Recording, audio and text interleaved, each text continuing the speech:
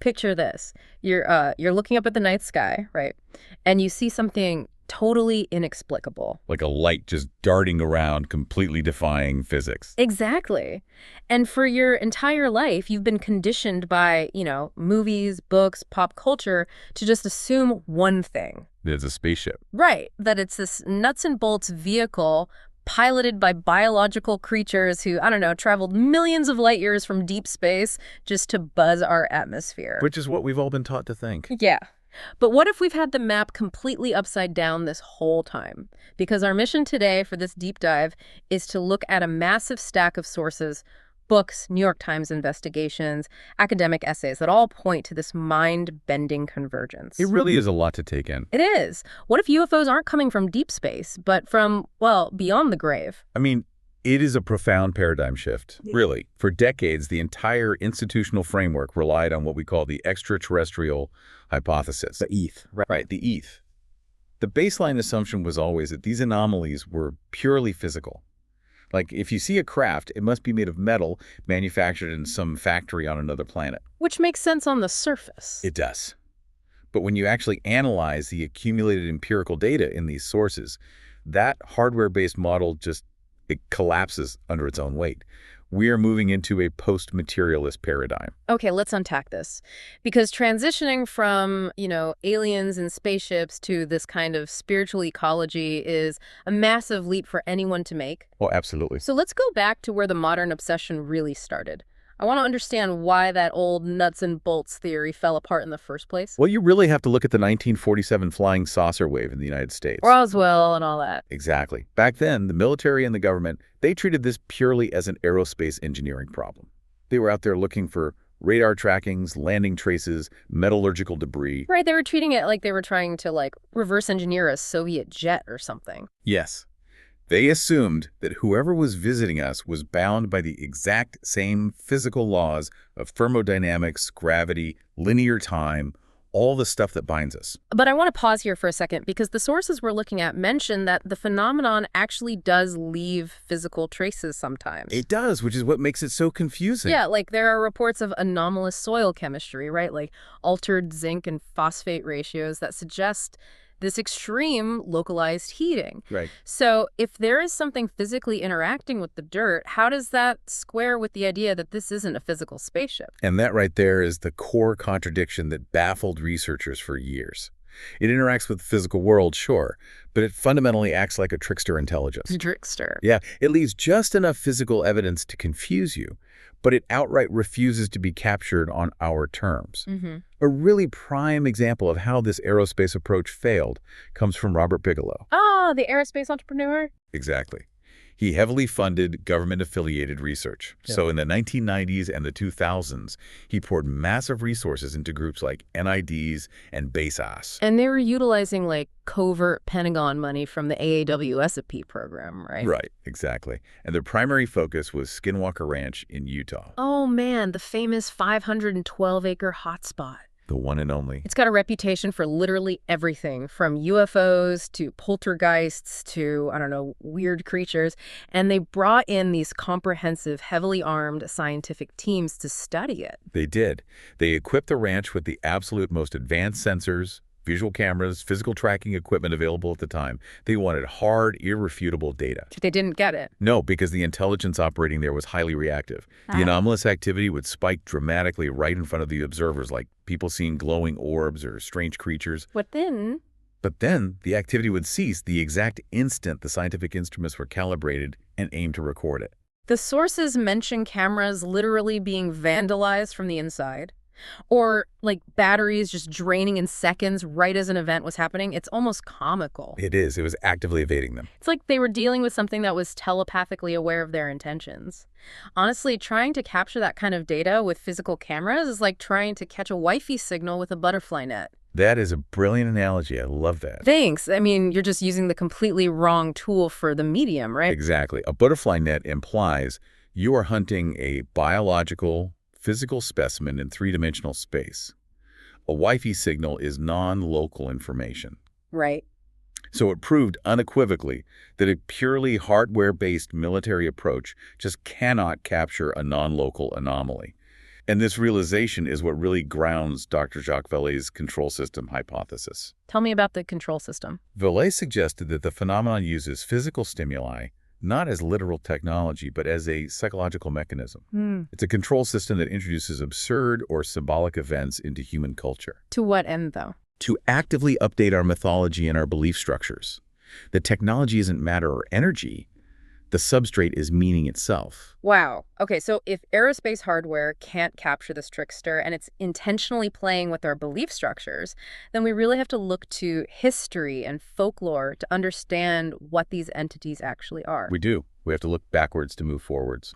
Which introduces a researcher from our sources named Joshua Cutchin. And Cutchin has a really unexpected background for this field, honestly. He does, yeah. He holds master's degrees in music, literature, and journalism, so he's not a physicist. He's looking at this through the lens of comparative mythology in this massive 1,405-page, 2-volume work called Ecology of Souls. And honestly, having a background in music and journalism is actually a tremendous asset here. How so? Because he's trained to recognize recurring motifs and patterns across vast amounts of qualitative human data. Cutchin explicitly challenges that old materialist approach by introducing an ancient concept to the modern UFO debate. The psychopomp. The psychopomp, exactly.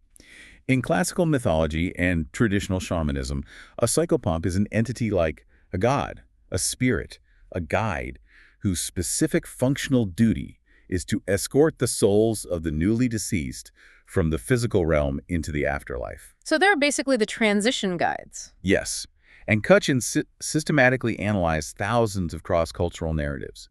He concluded that modern gray aliens are performing the exact same cosmic function as ancient fairies or shamans. That is wild. They are contemporary, technologically draped manifestations of these exact same full guides. The overlaps in the sensory details are just crazy when you read them side by side in the sources. Oh, they're identical in so many ways. Like when you look at modern alien abduction accounts, people often report the entities offering them bland fluids or strange pills. And Cutchin points out that this directly mirrors ancient folklore where fairies offer food to humans in the underworld. Exactly. But it's not literal nutrition, right? It's not like the aliens are actually worried about human calorie intake. It's symbolic theater. It is theater, but it also has a functional mechanism. Cutchin draws really heavily on the work of the ethnobotanist Terence McKenna here. Oh, the DMT guy. Right. McKenna explored profound psychedelic states, particularly with DMT, where people frequently encounter autonomous entities he called machine elves. Right, these elves that seem to operate their own reality. Exactly. These entities seem to reside in a post-mortem or prenatal dimension of human consciousness.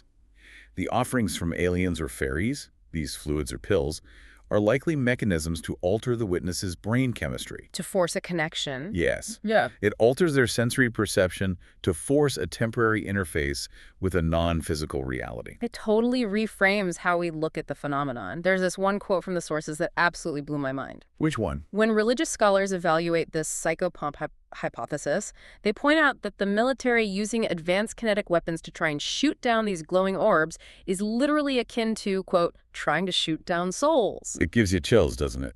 It really does. It's profound. How does this reframe our understanding of the Earth itself, then? It creates a framework that we call the ecology of souls.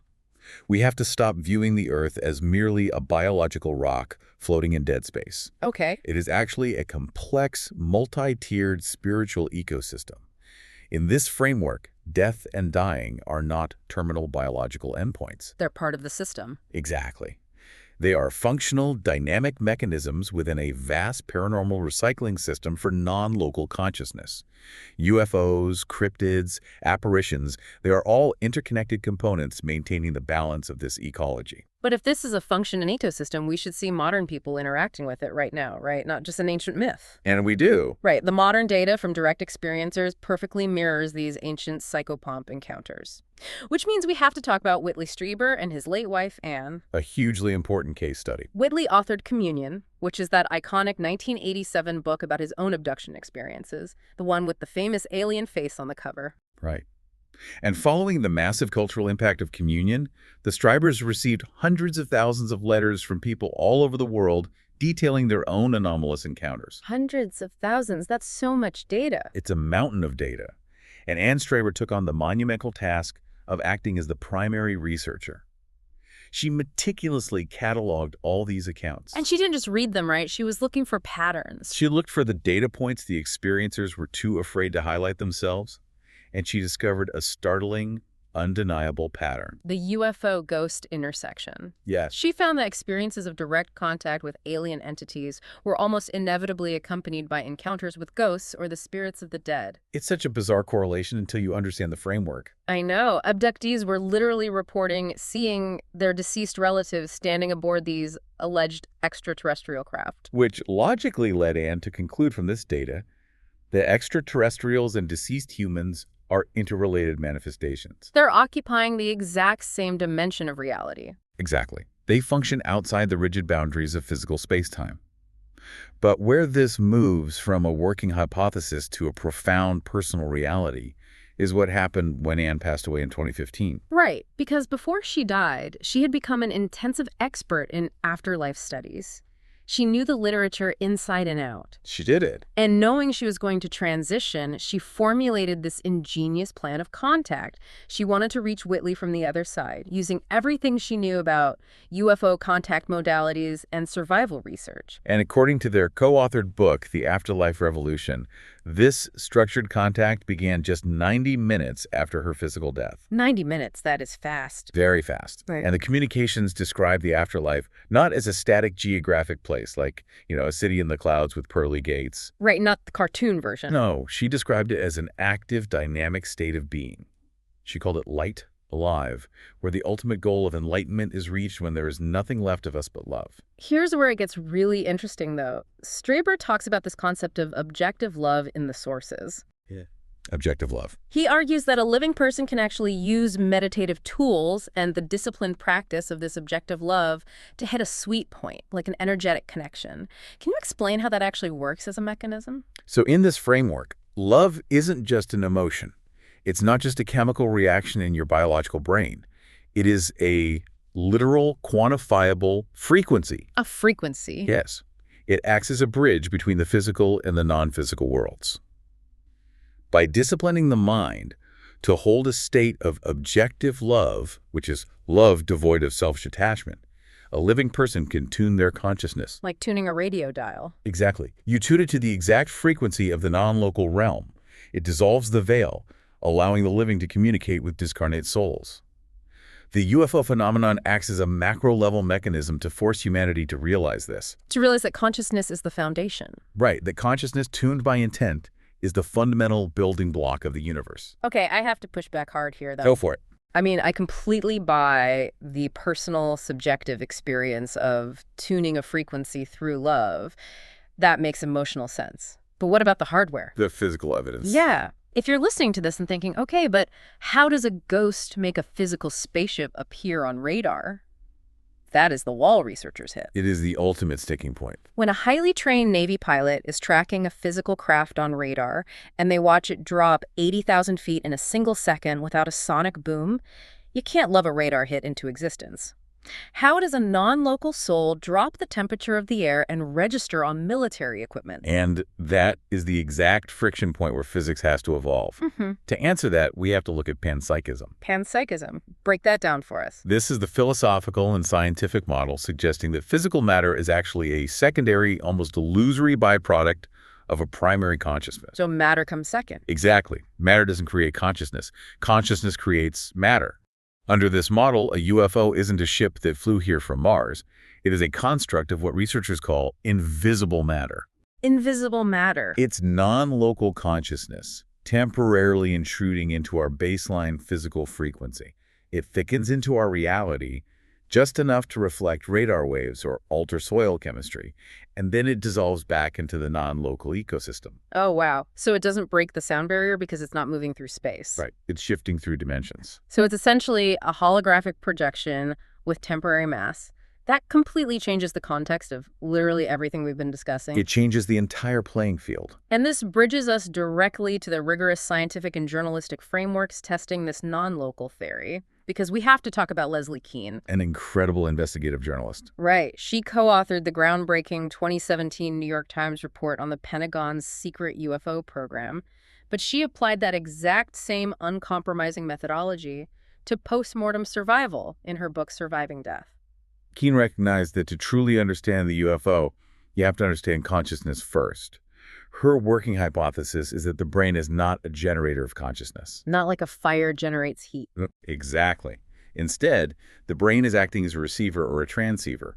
It's filtering consciousness that already exists universally, funneling it so we can survive in three-dimensional space. And if consciousness exists outside the brain, then logically, it survives the death of the brain. Precisely.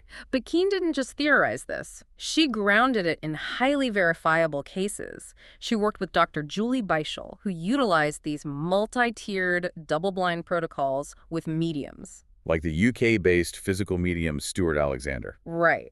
And I want to emphasize how strict this was, because people throw the phrase double-blind around a lot in pop science. They do, and usually incorrectly. Yeah. So how do you actually double-blind a medium to prevent them from just, a cold reading a grieving person? It's an incredibly rigorous setup. In a true quintuple-blind protocol, the medium doesn't know the identity of the person they are reading for, and the person receiving the reading isn't even in the room. Wait, not even in the room? Not even close. A proxy researcher who also knows absolutely nothing about the deceased individual sits with the medium. So nobody in the room knows the answers. Right. The medium is given only a first name, and they retrieve specific, verifiable data nicknames, obscure causes of death, private inside jokes with absolutely zero sensory feedback, visual cues, or conversational prompts. That is undeniable. It is. Keen documented that these strict protocols proved, statistically and unequivocally, that accurate information was being retrieved from non-local consciousness. It's incredible, and it perfectly parallels the work of Dr. Jeffrey Mishlove in the sources. Dr. Mishlove is a pioneer here. He holds an interdisciplinary doctoral diploma in parapsychology from UC Berkeley, and he actually won the prestigious 2021 Bigelow Institute for Consciousness Studies essay contest. Yes, by providing this encyclopedic synthesis proving the survival of human consciousness. But he explicitly intertwines this survival evidence with UFOs, specifically in his book, The PK Man. The PK Man details his decades-long study of a man named Ted Owens. And Owens seemingly possessed macroscopic psychokinetic ability. Like moving objects with his mind. Even bigger. He could allegedly influence massive weather events, direct lightning strikes, and manifest UFO sightings on command. Wait, he controlled lightning? That is just wild. I know, but Owens claimed he wasn't doing this with his own biological brain power. Okay, then how? He claimed he was doing it with the active assistance of highly advanced space intelligences. And these intelligences were manipulating probability from outside our space-time continuum. Imagine your entire reality breaking, just shattering. If you're listening to this right now and feeling a bit of vertigo, that's exactly what Keen identifies as the core psychological mechanism connecting all of this. Ontological shock. Ontological shock, exactly. It's the traumatic collapse of your foundational worldview when you're faced with impossible, undeniable evidence. And what's fascinating here is that the source of the shock doesn't matter.